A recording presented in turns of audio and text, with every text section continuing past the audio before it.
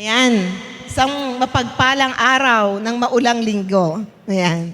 Yan, thank you. Napagtagumpayan po nating lahat ang pagpunta dito sa church. Let us expect yung iba nahahabol, di po ba? Wala namang pong huli sa Panginoon. Amen po ba? Ayan, thank you for coming. Ayan, thank you AJ, nandito ka ngayon. Sino pa ba? Ayan, thank you sa mga madalang kong makita na nakikita ko ngayong araw na to. And then, as usual, meron po tayong guest speaker, messenger of the Word of God. Actually, hindi na po siya panauhin eh. Sabi nga po niya kanina, Pastora, dediretso na ba ako? Sabi ko, wait. Wait. Yung po mga dumediretso lang dito, yung mga homegrown. Magiging homegrown ba to? Ganyan. Hindi naman, di po ba? Kaya sabi ko, wait lang po, Pastor. Ayan, sa mga hindi pa po nakakaalam, siya po ay taga-Victory. Ano bang Victory? Basta Victory? Hindi, Victory lang, ano? Kasi dalawang Victory Church. Isa dito sa Pulilan, yung Victory Churches of Asia, yan. Siya po Victory lang. Victory Santa Maria Chapter po. Ayan, the fastest growing Victory Church in Bulacan. Glory to God po, Glory to God sa buhay po ni Pastor. As lagi ko nga pong pinakapakilala, isa po siya sa naging witness nung pong medyo nagkameron ng konting kaguluhan dito. Witness po siya doon. Pero ako po yung tao na pa nag-i-invite ng guest speaker, wala po akong sinasabi kahit ano. Kaya na-surprise po siya. And from then on, yung pong puso niya ay nasa atin for the restoration of the church. And then, masasabi po talaga natin na I can feel na isa siyang loyal sa Lord, as loyal sa Diyos. Di po ba?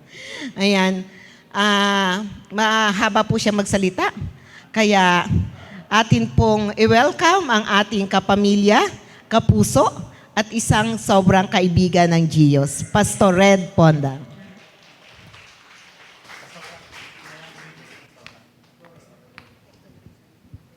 Mic test. Hello. Okay, so magandang umaga po sa inyong lahat and salamat Pastora.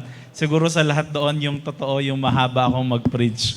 So magandang araw po sa inyong lahat. Before we start, pwede ba pakitaas lang yung kamay ninyo? Yan. Then pakibagsak sa balikat ng katabi mo. Pakisabi sa kanya kung ano ang lakas ng ulan sa labas. Ganun naman paganda ka ng paganda or pagwapo ka ng pagwapo. Yan. Sino sa inyo rito tuwing nakikita mo yung katabi mo, na-encourage ka sa kanya?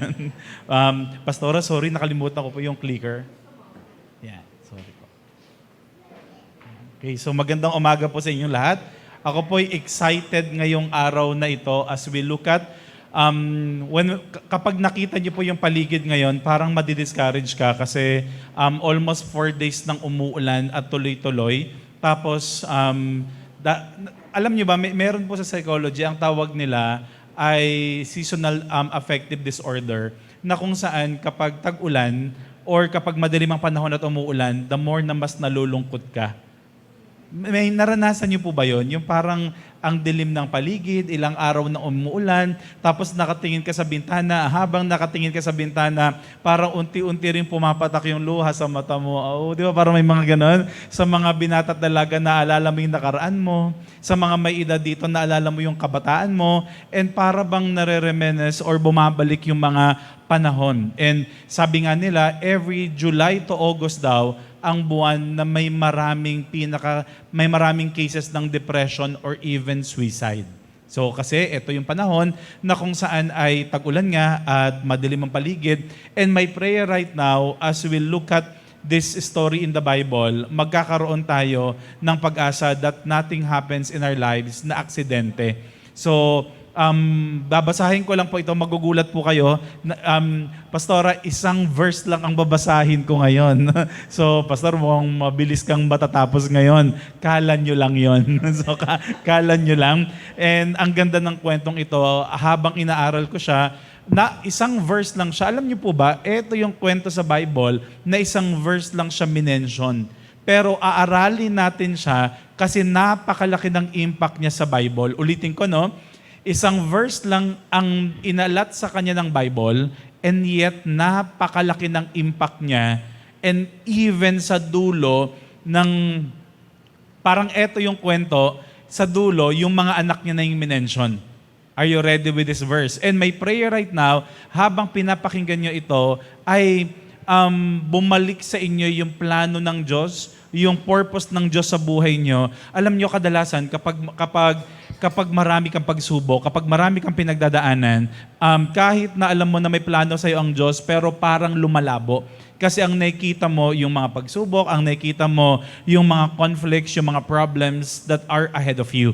My declaration right now is ibabalik natin ulit yung time na kung saan ay tinawag itong tao na to. Bakit siya yung preaching natin ngayon may purpose ang Diyos? Because some of you here ay sinasabi mo, Lord, ano ang purpose ko? Ano ang next na direction ko? Makinig po kayo kasi ma-amaze kayo sa kwento ng taong ito. Itong taong ito ay hindi siya mini-mention sa Bible. Hindi, naniniwala ako, no? Sigurado ko sa mga nandito ngayon, bakit 10% lang ang nakakilala sa kanya? Bago ko basahin yung verse, okay lang po bang tanungin ko kayo, kilala niyo po ba si Simon of Cyrene?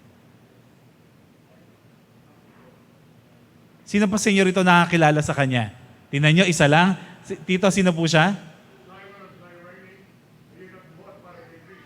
Yes, eksakto siya. Tingnan niyo po, no? Sa sobrang hindi siya kilala, dito siguro mga 1 hanggang 3 lang ang nakakilala. Siguro sila pastor, yung mga leader ng church. Pero eto ang pag-aaralan natin ngayon, pastor. Bakit? Tapusin itong preaching na to, maintindihan mo yung purpose ng kwento niya. Bakit maririnig mo itong kwentong ito? Are you ready? Pwede bang tapikin mo naman yung kabila, pakisabi sa kanya, bawal matulog. Ang matulog ipapako sa krus. Kasi siya yung tumulong kay Jesus nung siya ay pinako sa krus. Now, I want to read this one verse lang, one-liner lang ito. And they compelled a passerby, Simon of Cyrene, who was coming in from the country, the father of Alexander and Rufus, to carry his cross. Bago po tayo magsimula, pwede po mayayahan ang lahat na tumayo in reverence of God's Word. At manalangin po tayo. Lord, salamat Lord with this verse. Lord, my prayer today ay kausapin niyo po kami ngayon. Lord, this might be a short, simple story about Simon of Cyrene. Lord, my declaration, after the 45 minutes to almost 1 hour preaching, kausapin niyo po kami ngayon. Kung ano yung purpose niyo, bakit namin kailangan marinig itong kwentong ito. Lord, my declaration, whatever troubles, whatever things that happened from the past. And if we are asking about your direction in our lives, Lord, you will reveal your direction sa buhay ng bawat isa. In Jesus' name we pray, amen. You can now sit down. Habang umupo po kayo, yan, pakisabi sa katabi mo, alam mo, bless ako, ikaw ang nakatabi ko ngayon. Iba ang ngiti mo. Sige, bigyan mo siya ng pinakamatamis ng ngiti. Yan. We will be talking about one of the, siya po yung isa sa pinakamaiksing kwento na kung saan ang minention lang sa kanya. Tingnan nyo, and they compelled a passerby. Alam nyo ba ang description kay Simon of Cyrene? Passerby. Ibig sabihin ng passerby, dumaan lang. Meron po ba rito, napadaan ka lang, tapos naging part ka na ng Diyos? Imagine niyo yung description sa ng Bible, a passerby. Can you just imagine a man being written in the Bible and the very first description sa inyo ay passerby? Sa Tagalog, napadaan lang siya.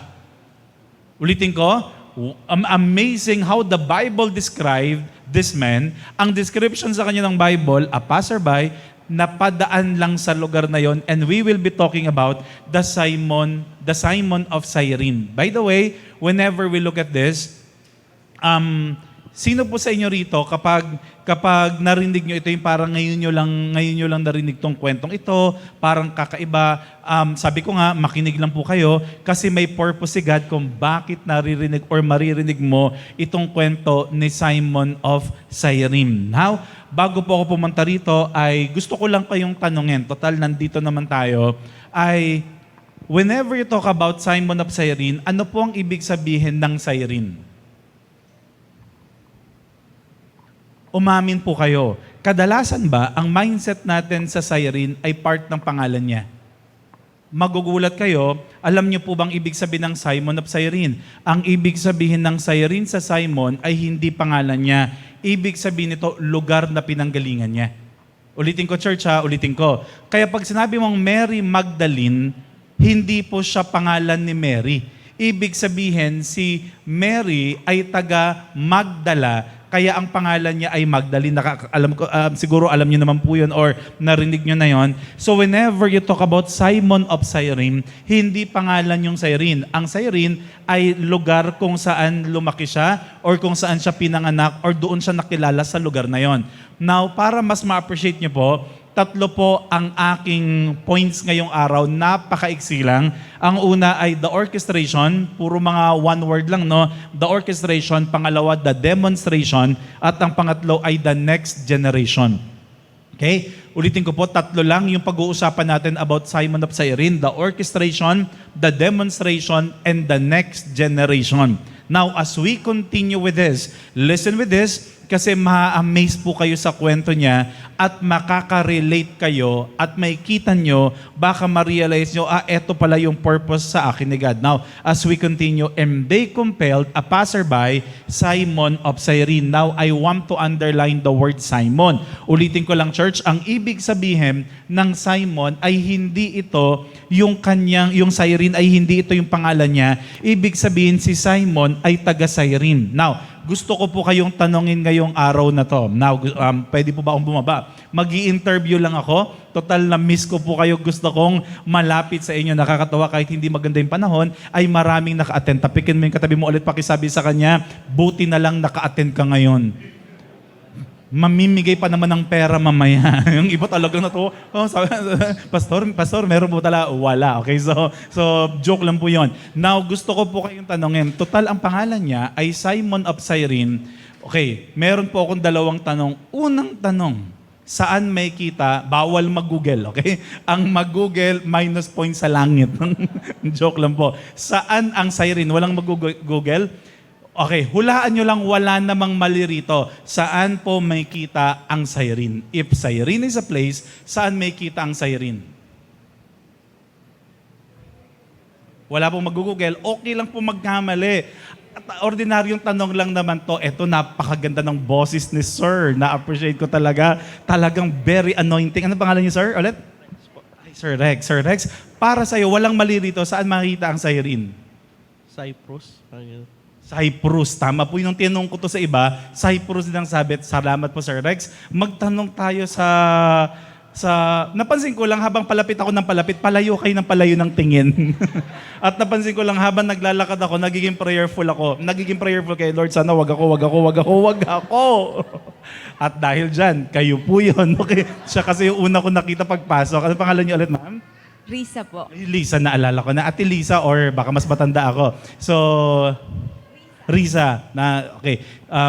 Naalala ko yung burol na Edrel, kaya yeah, sir, okay. Now, saan po ang Cyrene? Galilee. Palakpakan naman natin silang dalawa, pero hindi pa tapos. Sabi ng mga left sides, Pastor, unfair ka. Tanungin mo rin kami.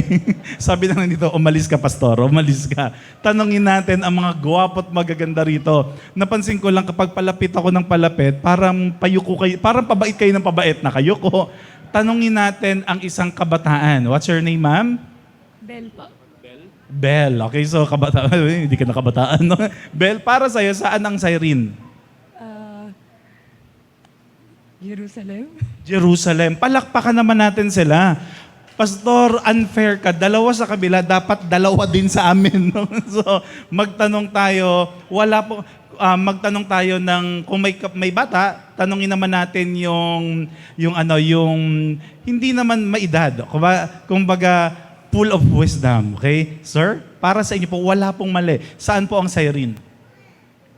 Siguro nasa malapit sa Israel. Malapit sa Israel. Palakpakan natin sila. Lahat po ng sagot ninyo ay tama sa mata ni God. Okay, so sa mata ni God. Magugulat po kayo. Alam niyo po ba kung saan ang Cyrene? Ang Cyrene ay matatagpuan sa Libya. Ito po ang Cyrene. Alam niyo po ba, ang Cyrene, umamin kayo, pag narinig niyo yung Libya, anong lugar ang nasa isip niyo pag Libya? Middle East. Masyasya kayo dito. Ang Libya ay wala sa Middle East, nasa Africa siya. Grabe, shocking yung kwento. Ano ang ginagawa ni Simon of Cyrene na taga Libya, na taga Africa, na napakalayo sa Jerusalem? That's my point of why are we going to preach the story? Kasi kaya nga passerby, napadaan lang. Bakit? Hindi siya taga Jerusalem. Hindi siya taga Galilee, hindi siya taga Israel. Siya po ay taga Cyrene. Ang Cyrene ay makikita sa Libya. Ang Libya ay hindi po siya Middle East kasi 'di ba? Kadalasan ng mindset niyo pag Libya ay Middle East, Lebanon po yung nasa isip niyo. Pero alam niyo po ba na ang Libya ay nasa Africa? Ang tanong, ano ang ginagawa niya? Now, let me just share this. Kung pansinin niyo, ito po ang Cyrene. Nasaan po ang Jerusalem? Nandito yung Jerusalem, yung lugar ng pinangyarihan ng crucifixion. Na-imagine nyo ba yung layo nito? Kaya nga, this leads us to the first point ngayong araw na ito. Ano ito? The orchestration. Can you say orchestration? May mga bagay na kung saan hindi mo maintindihan si God sa buhay mo, pero later on, unti-unti niyang i-reveal bakit nangyayari ito sa buhay mo. Ngayong araw na ito, possible, or the last week, nakarinig ka ng bad news na kwento, bad news na tumawag sa'yo, bad news na may sinabi sa'yo, and you begin to ask, Lord, bakit namin nararanasan to? Pero let me tell you this, God has a purpose and He is orchestrating everything in your life para makita mo na may ni-reveal ang Diyos na glory later on sa buhay mo. Para mas ma-appreciate nyo, balikan natin yung mapa. Tingnan niyo po, ito po yung Cyrene, ito po yung Jerusalem. Na-imagine nyo ba yung layo niya? Para mas ma-appreciate nyo, ang Cyrene, ito po ang Cyrene, siya po ay under ng bansang Libya. Ibig sabihin ito, hindi ito walking distance. Napakalayo nito.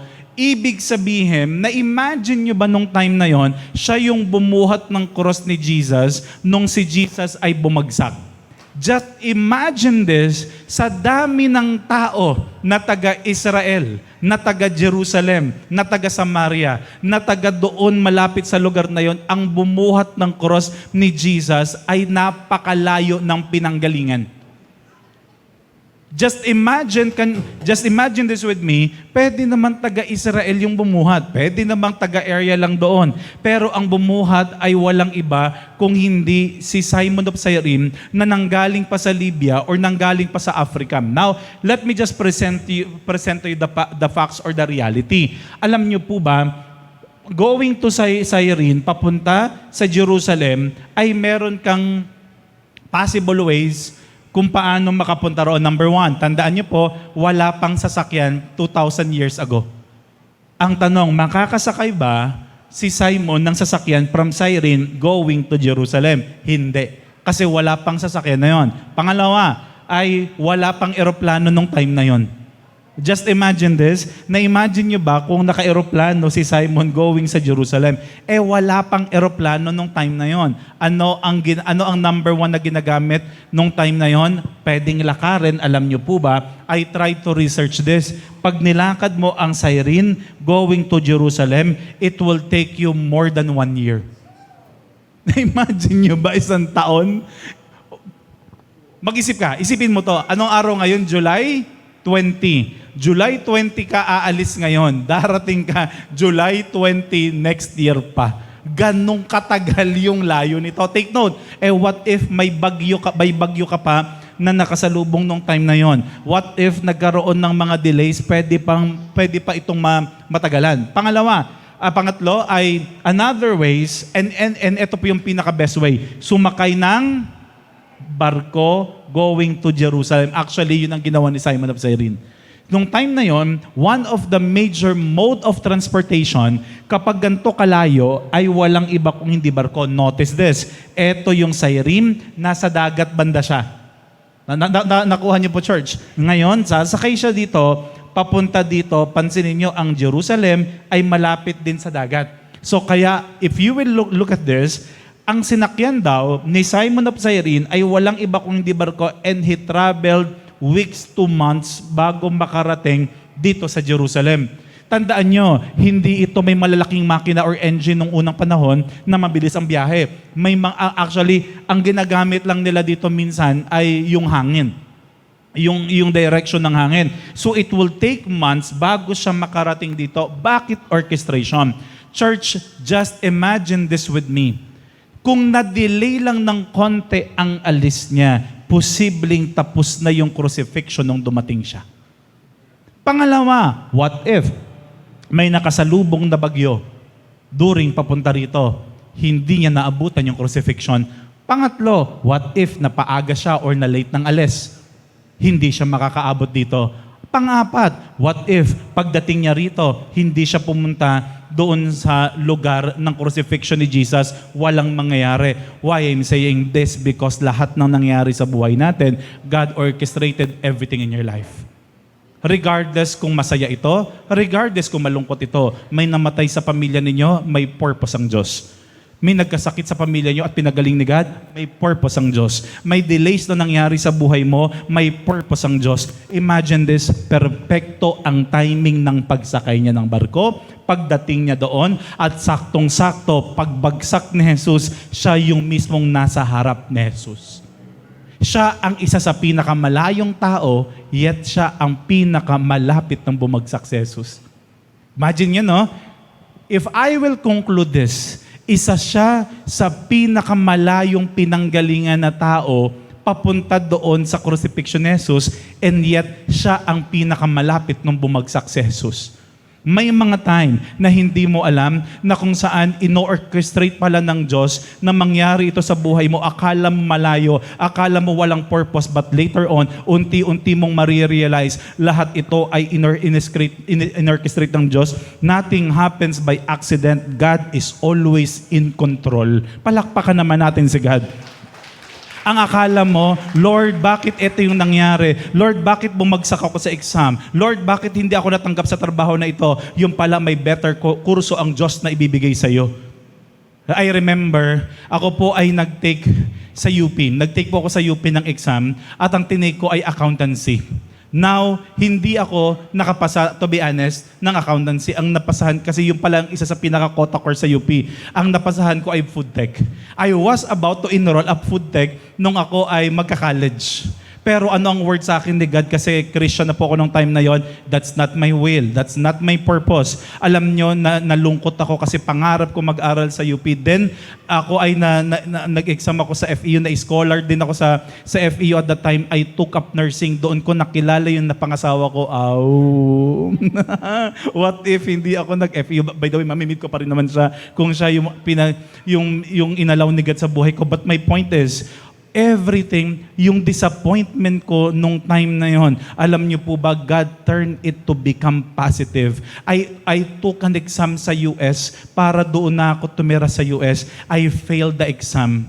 Alam niyo po ba kung anong purpose yung palang magiging pastor ako later on sa Pilipinas? There are times na akala mo setback, yung pala setup ng Diyos sa buhay mo. Ang akala mo delay ng Diyos sa buhay mo, yung pala He is preparing the best thing in your life. Akala mo bumagsak yung negosyo mo, pero may pinalit si God na mas maganda. Bakit ganun, pastor? Yung negosyo ko hindi nangyayari na ayon sa gusto ko. Yung pala kapag ito ay naging successful, wawasakin ang negosyo mo, yung buhay mo. May mga time, may mga orchestration si God. Bakit? Nakita niya na ahead of you yung mangyayari. And He is preparing you for the better version of you. At kung ano man ang mga bagay na ito, nothing happens by accident. God is always in control.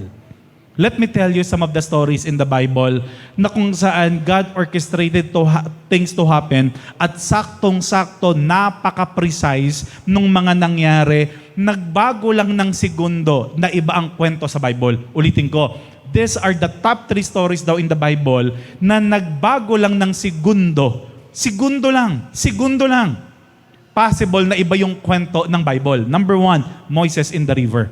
Imagine niyo, alam niyo po ba na may similar na kwento si Moises kay Jesus? Bakit nung kwento ni Moises, pinapatay lahat ng mga panganay or yung mga lalaking pinanganak?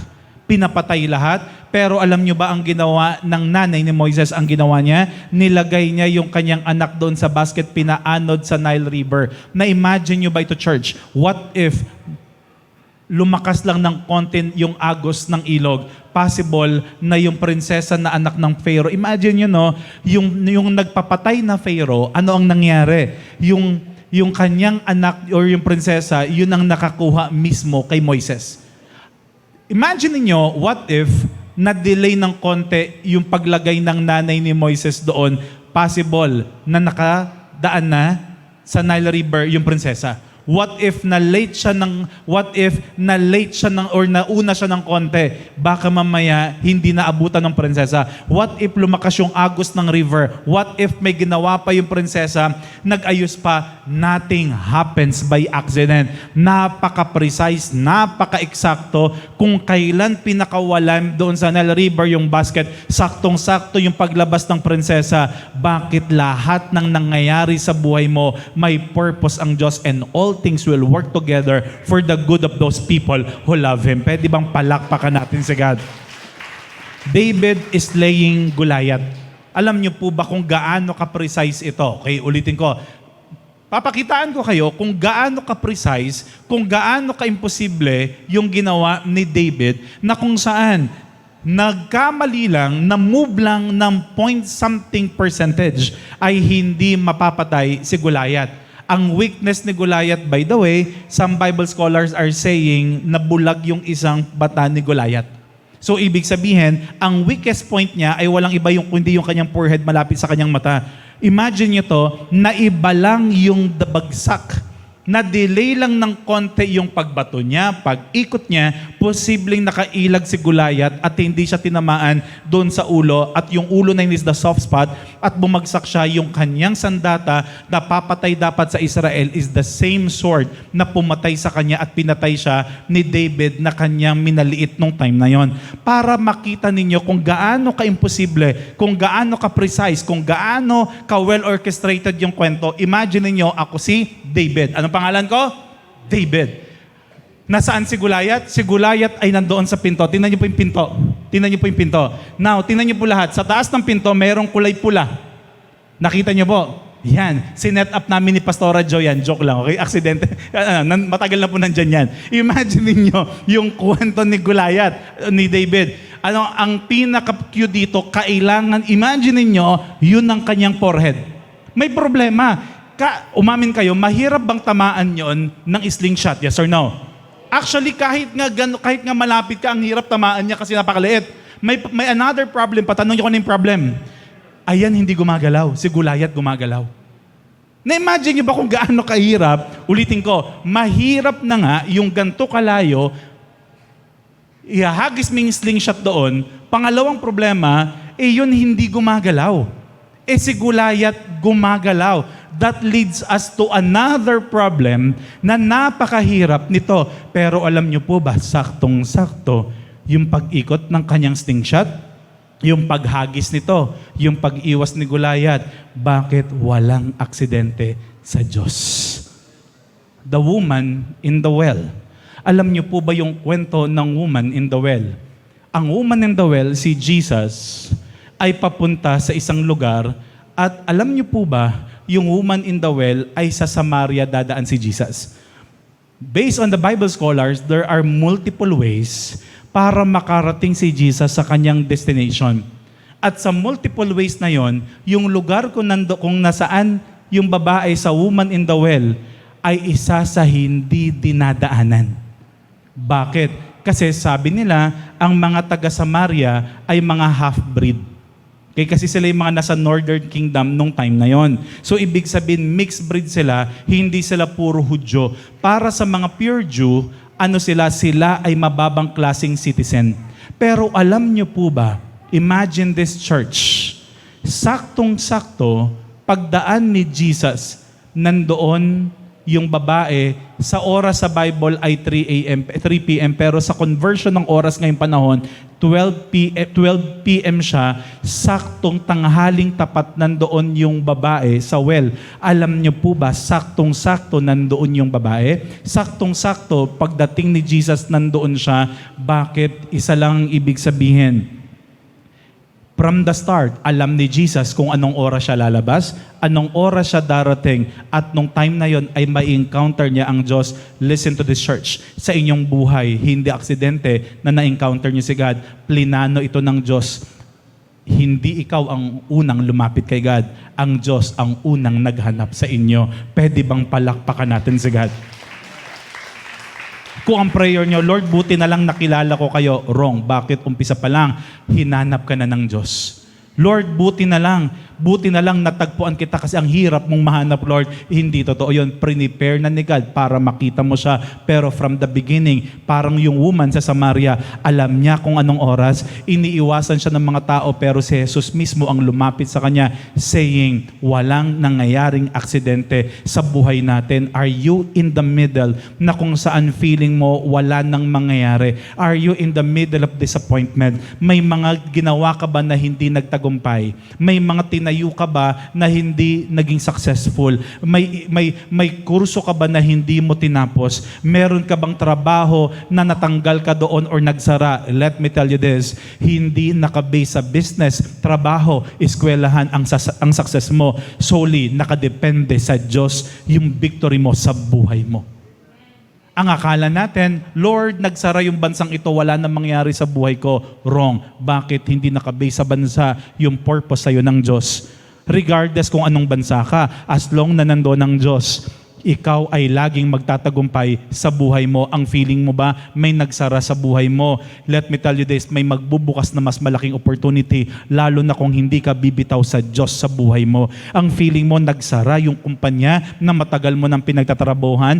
Let me tell you this, may ino-open ng Diyos na mas malaki. Posibleng relasyon ito sa pamilya mo na matagal nang sara kasi open yung trabahong ito at ang nasara ay walang iba kung hindi ang pamilya mo. May mga bagay akala mo ay hinihinto, pinipigilan ka ng Diyos. Yung pala, may piniprepare siya na mas malaking purpose sa buhay mo. Manatili ka sa kalagitnaan, sa gitna ng purpose ng Diyos at may kita mo later on na walang nangyayaring aksidente. Lahat ay orchestration ng Diyos sa buhay mo. As we continue with this, number 2, the orchestration. Can you say the word, the orchestration? Tingnan nyo, unang point pa lang, naka 30 minutes na ako. Na pangalawa ay the demonstration. Kung merong orchestration, ang ginawa ang Diyos, may demonstration din ang naginawa ang Diyos. Let me tell you this, and they compelled one Simon, a Cyrene, who passed by. Can you say the word compel? Contrary to what you know, alam niyo po ba, sa mga kapatid natin, sa mahal nating Katoliko, kung magiging santo si Simon of Cyrene, alam nyo ba yung biruan nila? Santo daw siya ay magiging santo ng mga tambay. Kasi passerby lang, napadaan lang, tumambay lang, siya pa yung naatasang bumuhat ng cross. Tapikin mo ngayong katabi mo, pakisabi sa kanya, malamang eto ang maging santo mo. Kay santo ng mga tambay. Joke lang po yun. Joke lang po yun ha. Joke lang po yun. Again, kaya nga ito ang biruan. Kapag ni-research nyo, ang funny memes or joke kay Simon of Cyrene, siya daw ang santo ng mga tambay. Literal, napadaan lang. Literal, tumambay lang doon. Hindi niya kilala si Jesus Christ nung time na yun. Remember this. Bakit po ba?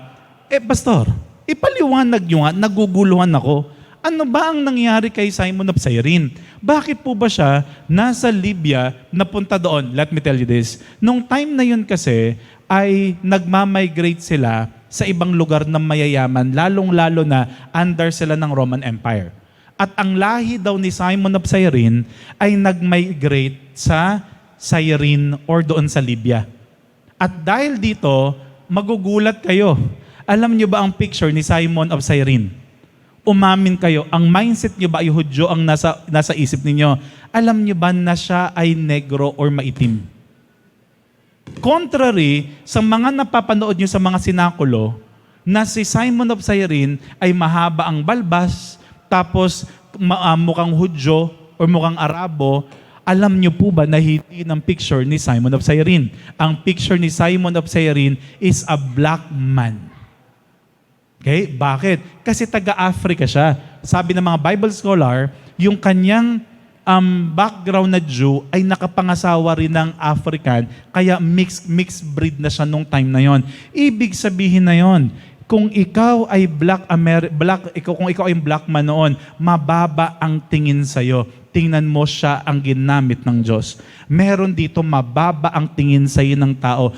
Get ready because God is about to demonstrate you something. Ikaw ang pipiliin ng Diyos. Maybe sa lahi ninyo, kayo ang hindi well-off, hindi ganun kayaman. Pansinin ninyo, kayo ang blessed ng Diyos, kaya mo naranasan yung blessing na yan. Yung iba rito, hindi kayo galing sa yaman pero pinagpala kayo. May mga time na kung saan ang pinipili ng Diyos are those weak, fool to shame the wise. Ang galing ng kwento, no? Sino sa inyo rito na-appreciate niyo yung kwento niya ngayon? Oh, hindi pala siya Jews na mahaba ang balbas, nakamukha nila Peter. Siya ay black man nung time na yon. Imagine niyo, alam niyo po ba na hindi siya kusang loob na nagbuhat ng cross? Hindi siya yung parang bumagsak si Jesus, ako na lang magbubuhat. Hindi. Bakit? Ang description ng Bible sa kanya, and they compelled, ma-amaze pa kayo, sa version ng Luke chapter 23 to 26, another interesting facts. Alam niyo po ba, isang verse lang siya minention sa Bible, pero lahat ng gospel books halos minention siya, Matthew, Mark, Luke. Tanong niyo kung bakit? Kasi na-struck yung mga disciple doon sa kwentong ito. Kaya lahat halos ng gospel book, Matthew, Mark, Luke, kahit isang verse lang nandoon yung kwento niya. Bakit? Kasi may purpose. Hindi aksidente na siya yung bumuhat. Hindi aksidente na ito yung lahi niya. Hindi aksidente na hindi siya taga-Israel. Kaya nga pakasama siya sa salvation plan. Kasama siya sa kwento ng crucifixion. Kaya pansinin nyo, Matthew, Mark, Luke, pwede namang crucifixion lang. Laktawan ang kwento ni Simon of Cyrene. Lahat sila, hinighlight din ang kwento ni Simon. Bakit? Merong isang hindi Hudyo, may hindi taga-Israel na kung saan ay nakaranas, nakahawak ng cross, na kahit na hindi ka taga-Israel ngayon, na kahit na hindi ka Hudyo ngayon, ikaw ay beneficiary ng salvation plan ng Diyos. Simula nung una hanggang ngayon, hanggang sa future, kasama tayo sa salvation plan ng Diyos. Kung titingnan ninyo kung gaano kaimportante itong kwentong ito. Another thing, tingnan nyo, alam nyo ba yung ginamit dito sa Luke 23:26? They seized one Simon of Cyrene. Ibig sabihin ng hindi ito nagkusang loob. Sir Rex, okay lang po ba? Huwag yung magagalit ha. So, ganito ang ginawa sa kanya. Listen with this. Imagine ninyo, ako yung soldier. Ganon yung ginawa. Sorry, Sir Rex. Ganon ang ginawa sa kwento. When you say seized, hindi ito yung, pwede po ba kayong magbuhat? Kailangan po namin ngayon eh. At pangalawa, hindi siya yung, ako na lang magbubuhat kasi kawawa siya. Alam niyo po ba, sabi ng mga Bible scholar, kung saan mismo bumagsak yung cross, he was in front, at the very front. Kaya siya yung kinuha, siya yung nasis. Hindi aksidente na siya yung nandoon. Hindi aksidente na siya yung pinakamalayong address at pinakamalapit sa cross nung time na yon.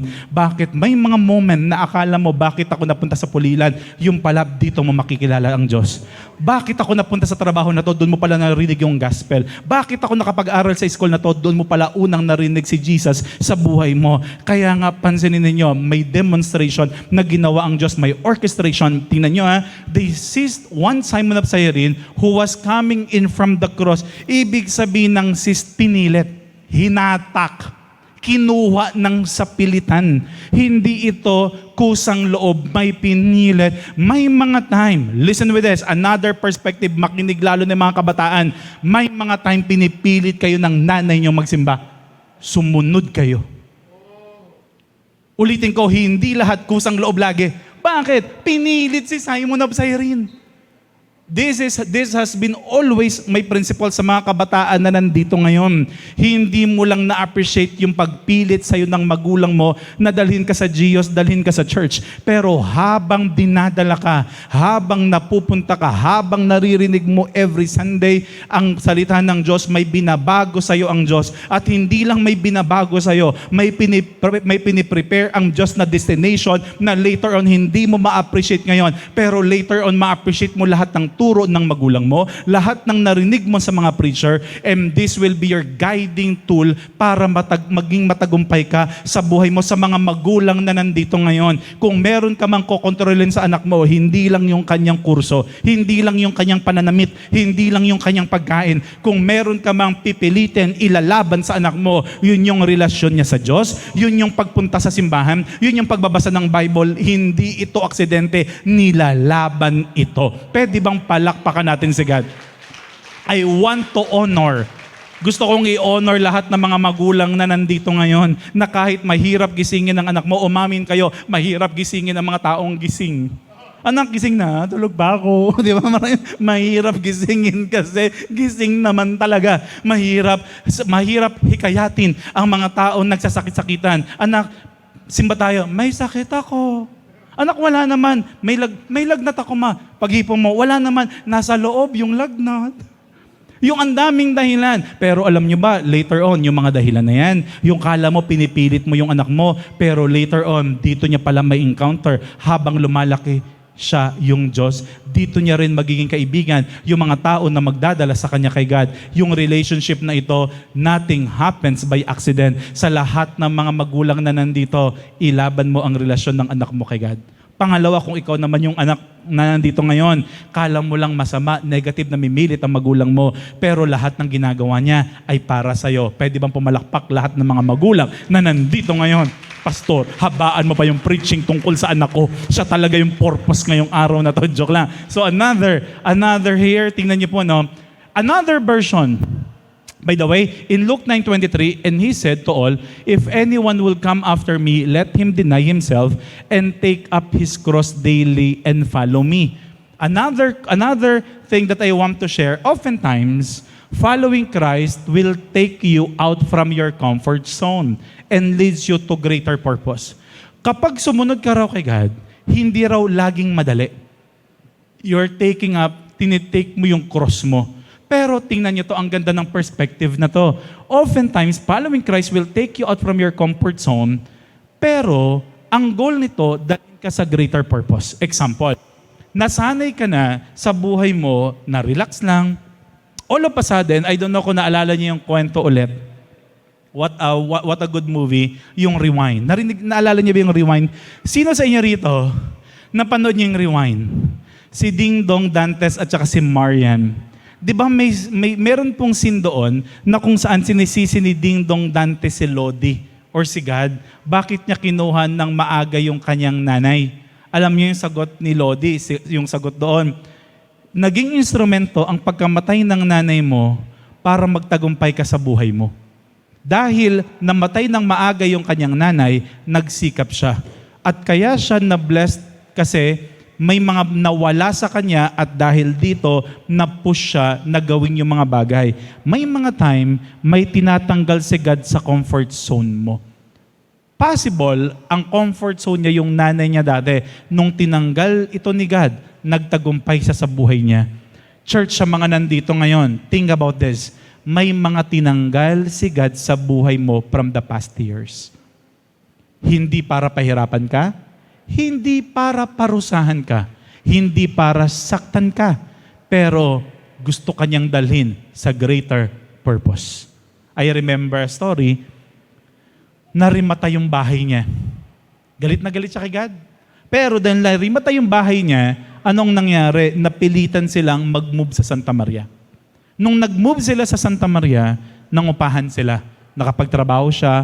Alam niyo po ba, after 7 years, nagkaroon sila ng panibagong bahay, nagkaroon sila ng malaking negosyo, umayos yung buhay nila, at ito pinakamaganda, nakilala nila ang Diyos dun sa Santa Maria. What if hindi na rin matay yung bahay nila? May mga time, may slowing down. May mga time, I remember another story, yung kanilang kotse ay nabatak nung pandemic. Kasi binili nila yung para sa Grab.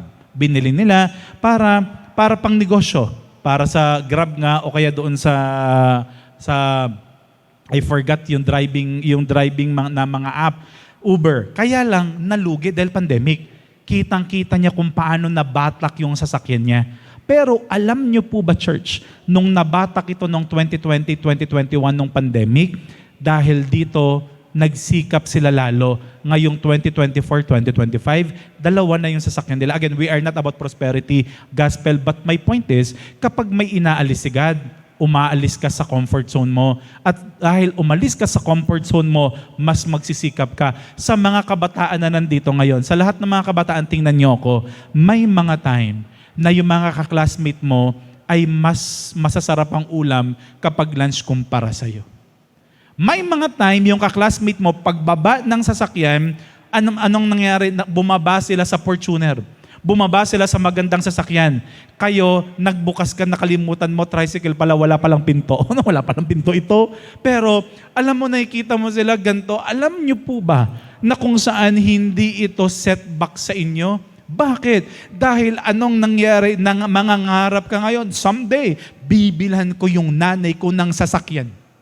And because of this setback, you may say setback, ito ang gagamitin ni God na set up sa buhay mo para magtagumpay ka, maging successful ka sa buhay mo. Sa mga kabataan na nandito ngayon, kung wala ka, huwag mo itong gamitin na negative sa buhay mo. Gamitin mo ito na set up sa'yo ng Diyos. Bakit? Gusto kanyang dalhin sa greater purpose mo sa buhay mo. Hindi ito para pahirapan ka. Hindi ito para saktan ka. Hindi ito para magmadamot ang Diyos sa'yo.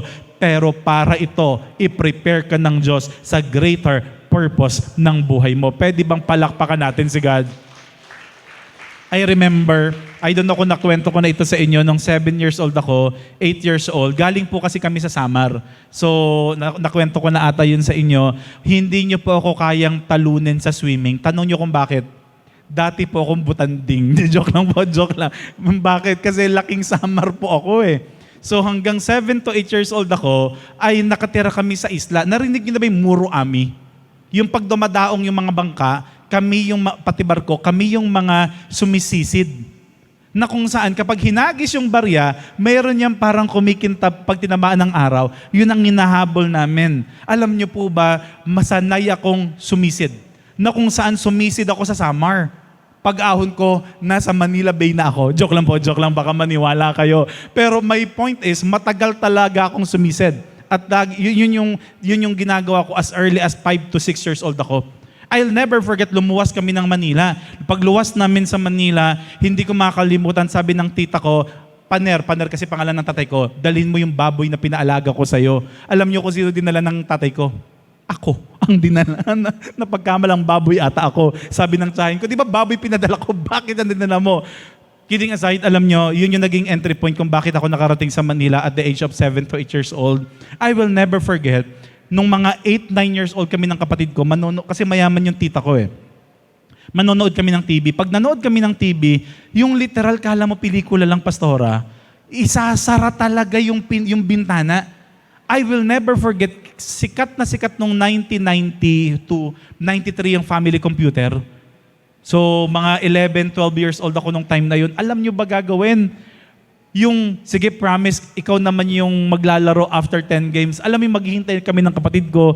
Tapos, papalabasin kami sa bahay and we've experienced that. And because of that setback in our lives, nagsikap kami magkapatid. May mga iba na nandito ngayon na feeling mo meron yung kapitbahay mo, kamag-anak mo, kaklasmate mo na wala ka, tandaan mo ito, kala mo wala ka, tinatanggal ka agad sa comfort zone mo, pero may piniprepare siya na greater purpose sa buhay mo pag nasa gitna ka ng plano ng Diyos. Pag nasa gitna ka ng purpose ng Diyos, may kita mo lahat ng bagay na wala ka ay unti-unting idadagdag sa'yo ng Diyos habang sumusunod ka sa Kanya. Pwede bang palakpakan natin sa God? This is a demonstration of grace, mercy, and new purpose. May 3 problem dito. Number 1, ulitin ko, hindi siya Hudyo. Pangalawa, hindi lang siya Hudyo. He is a black man na consider na mas mababa sa society nung time na yon. Pangatlong problema, hindi niya nga kilala si Jesus eh. Pero alam niyo ba na it's a demonstration ng grace ng Diyos na kahit na hindi ka Jew, ikaw ay pinili ng Diyos. It's a demonstration of mercy. Kahit na hindi ka taga dito, kahit na Black African ka, pero pinili ka ng Diyos and new purpose na gagawin ng Diyos. I like this part. At first, you might not understand.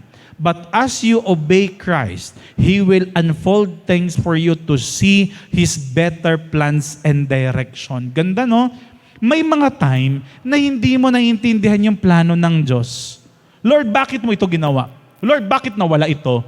Bakit naging ganito yung finances namin? Lord, bakit ako nagkasakit? Alam niyo po ba, yung may mga nakilala ko nung nagkasakit, lalong lumapit kay God. Siguro you've heard this multiple times pag nagpipreach ako. Nung nagkaroon ng cancer yung nanay ko, every day, nasa car ako ng PGH, tapos kasi hindi pwedeng may bantay na marami sa kwarto. Iiyak lang ako doon sa sasakyan. Iiyak lang talaga ako may time. Pag umuwi ako ng Malolos, iiyak ako, tatabi na lang ako sa NLEX kasi hindi ko nakikita yung daan kasi puro luhan na yung mata ko. Church, kapag tinanong niyo ako, what was my best experience with God nung may cancer yung mom ko? May mga time, yung pinakamahirap na sitwasyon ng buhay mo, nung time na may sakit ka, nung time na nabankrupt ka, nung time na nawalan ka, nung time na may problema ka sa asawa mo, yung time na may problema ka sa anak mo, those were the moments na pinaka-close ka kay God. May mga time, akala mo, nahihirapan ka lang, pero set up pala siya ni God. I remember, meron po kaming member sa church. Sila ang may-ari ng pinakamalaking camp resort sa Santa Maria. Ang pangalan ay His Land. Baka alam niyo yun, narinig niyo na yun. Isa yun sa pinakamalaking camp resort sa Santa Maria. Member namin sa church yung may-ari. So, ang pangalan ng may-ari ay si Kuya Henry at saka si Ate Imelda. Nung pandemic, to cut the long story short, namatay si Kuya Henry kasi nagka-COVID siya, wala siyang madala na ospital, severe na yung cases, to cut the long story short, namatay sa facilities na. And Ate Imelda, yung wife na namatayan, she was beginning to question and ask God, Lord, bakit si Henry? Bakit kailangan mangyari ito sa buhay namin? Alam niyo ba, sa dulo nito, may purpose ang Diyos sa lahat ng nangyayari. You might experience loss in your life. You might experience defeat in your life. Mas ma-appreciate mo yung panalo kung nakaranas ka ng talo. Mas ma-appreciate mo yung healing kung nakaranas ka ng sakit. Mas ma-appreciate mo yung restoration kung nagkaroon ng problema sa relationship ninyo. Mas ma-appreciate mo si God bakit naranasan mo mawalan. At doon mo makikita na hindi ko pala kailangan lahat ng bagay sa mundo. Ang Diyos ay sapat na sa buhay ko. Pwede bang palakpakan natin si God? And habang ginagawa ito ni God, may binubuo siya sa buhay mo. May finifix siya sa buhay mo. I like this in 1 Peter 5:10. And after you have suffered a little while. Can you say the word a little while? Wala pong suffering na forever. Lahat ng suffering na nararanasan nyo ay time-bound ito. May time frame lang ito. Alam nyo kung ano yung time frame. Tanong nyo kung ano. Tanong nyo, kailan or ano ang time frame? Kung kailan ka matututo. Seryoso. Alam niyo ba, the longer you are in the problems, the more na hindi mo pa nakikita yung aral nito. The more na nagtatagal ka rito, may pinifix pa si God sa buhay mo. Mayroon pa siyang nire-refine sa buhay mo. I'm not saying na hindi ka pa nakakalis doon. Pero anak, may kulang pa.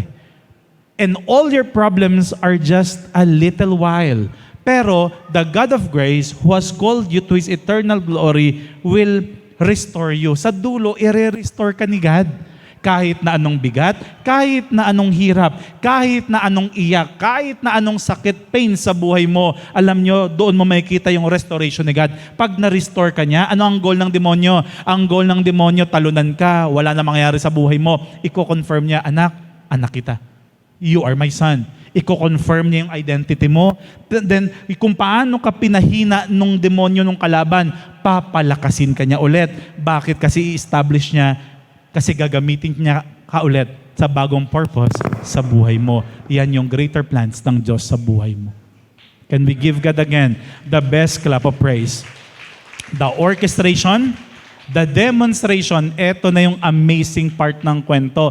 Kilala niyo ba si Simon of Cyrene?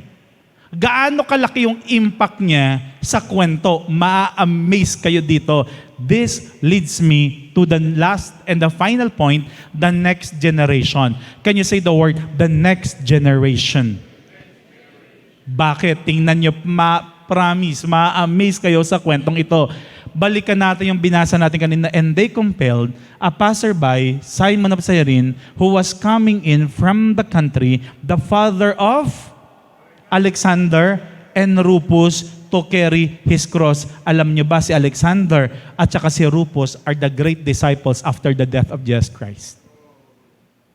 Na-imagine niyo ba kung gaano kaganda yung kwentong ito? Nung naligtas yung tatay nila, kinikilabutan ako kapag binabasa ko ito, until right now, ganun kasi ako pag nagbabasa ng word, feeling ko nandoon ako. Feeling ko lang to hindi ito biblical. Feeling ko lang, pero alam ko nangyari. Nung binuhat ni Simon of Cyrene yung cross, he felt something.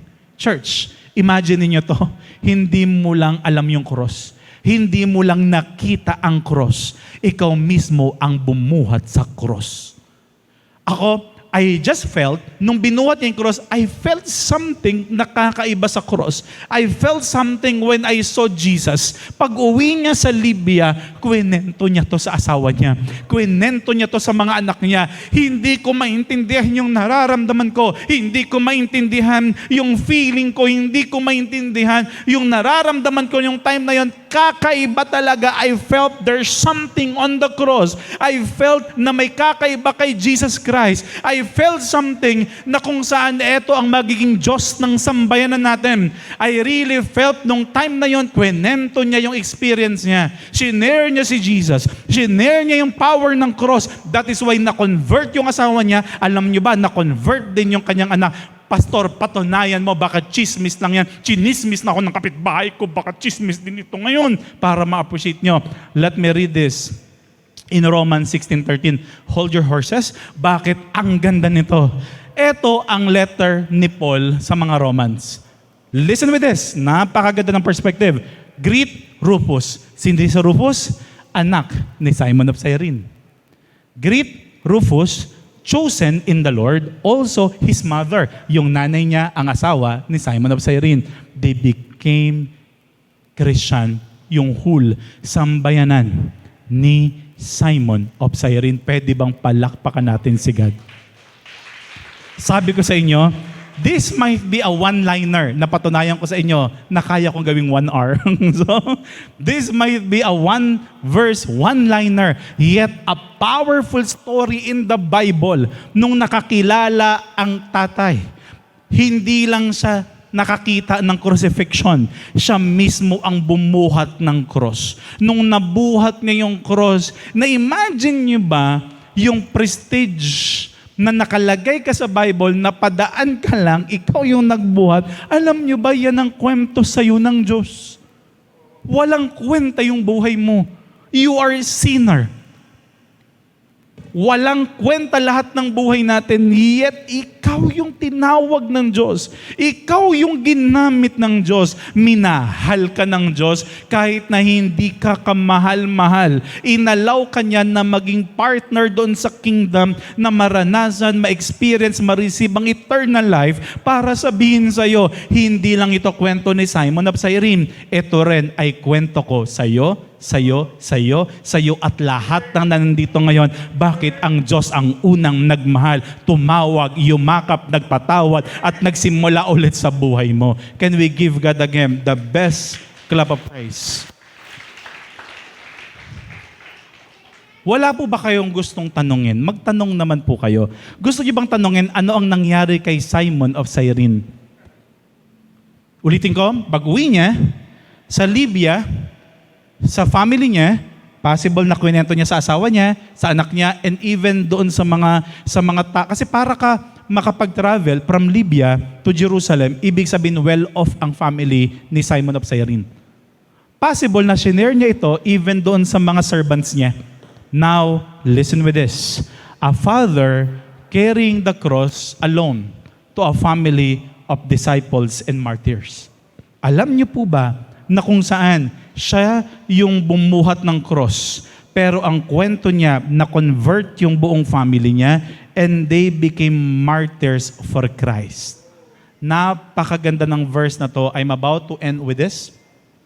I have been crucified with Christ. It is no longer I who live, but Christ who lives in me, and the life I now live in the flesh, I live by faith in the Son of God who loved me and gave Himself for me. Alam niyo po ba yung kwento ng lahat ng mga disciples? Almost lahat ng disciples ni Christ, except John, who wrote the Revelation, that died sa Patmos doon sa island na yon, siguro kaya siya hindi namatay because of the book of Revelation. Pero lahat ng mga disciples ni Jesus died. Alam niyo po ba kung ano kinamatay ni Simon of Cyrene? A man who carried the cross. A man who experienced the cross. He is not just an eyewitness, but he really experienced, carried the cross at the time. Listen with this. Alam niyo po ba, sa dulo ng kwento ni Simon of Cyrene, makinig po kayo, napakaganda nito. Simon, I want you to look at the screen and begin to see kung paano nagsimula si Cyrene. From Libya or Cyrene, went to Jerusalem, then carried the cross. Alam niyo yung ending ng buhay niya?